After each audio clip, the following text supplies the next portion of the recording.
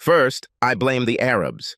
I was in Dubai on a multi-month work project when some local political crisis erupted. I can't remember which one exactly. So I left early. Everything was arranged at the last minute. I did not have the opportunity to call my wife and warn her. In fact, I should have thanked the Arabs because as I approached the house, I found Randy, my wife, tongue-kissing her ex as they got into her Lexus with their 2 children, who had been my stepsons for 5 years. They beamed with joy at the sight of the happy family picture. I must say that all these years the children simply did not perceive me. Fred, my wife's ex-husband, beat her and went to jail for it, which led to their divorce. I think she was one of those women who always returned to her abuser. I thought I saved them all from him. It turns out that no. After they left, I spoke to a neighbor who said it looked like we were getting divorced. Fred Dolbanutz moved into the house 2 weeks after I left. The neighbor didn't like either Randy or Dolbanutz. Dolbanutz had some kind of construction work and left early in the morning. Randy was still working. The children went to school, so on Friday, while they were out, the moving crew and I went into the house. By lunchtime, everything was cleaned up. We weren't too careful. Randy and the kids' things were put in storage. My clothes and belongings were packed up for shipping. And anything that looked like fucker was thrown into the dumpster. The rest went to the thrift store. On the same day, I closed the sale of a house that was registered only in my name. It was sold below market price, just breaking even, due to the possibility that Randy would try to challenge the sale in court. She won't win. The buyer was a complete bastard developer. The mortgage advance went into one of my personal bank accounts. I didn't do anything with the leased Lexus other than stop paying for it. The car was in her name. The invisible hand of the market will do the rest. But I sold my car.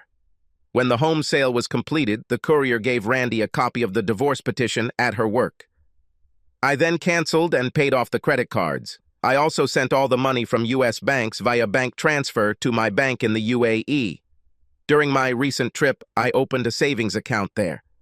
The bastard real estate developer was kind enough to let me use the conference room in his office for all of this.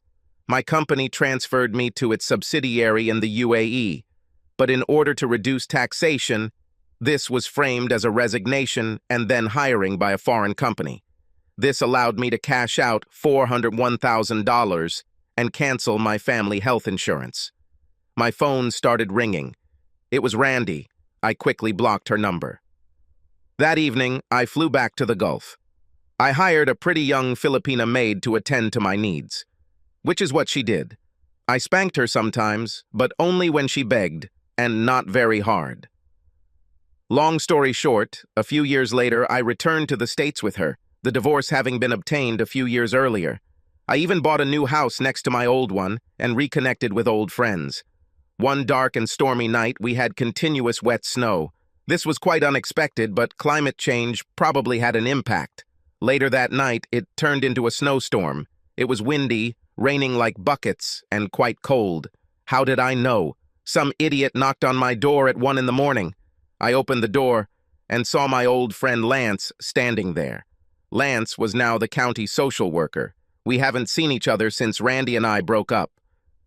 "Randy and the kids are in my car," he said. "Fred beat them all up pretty badly and was arrested. They were kicked out of their apartment and had nowhere to go on a night like this. I thought maybe you could help." I thought about trying to explain Ayn Rand's philosophy of rational selfishness, but decided against it.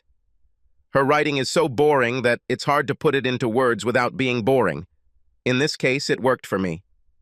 "No," I said simply, closing the door, to Lance's surprise. I went back to bed with my Filipino wife. Sleep came easily.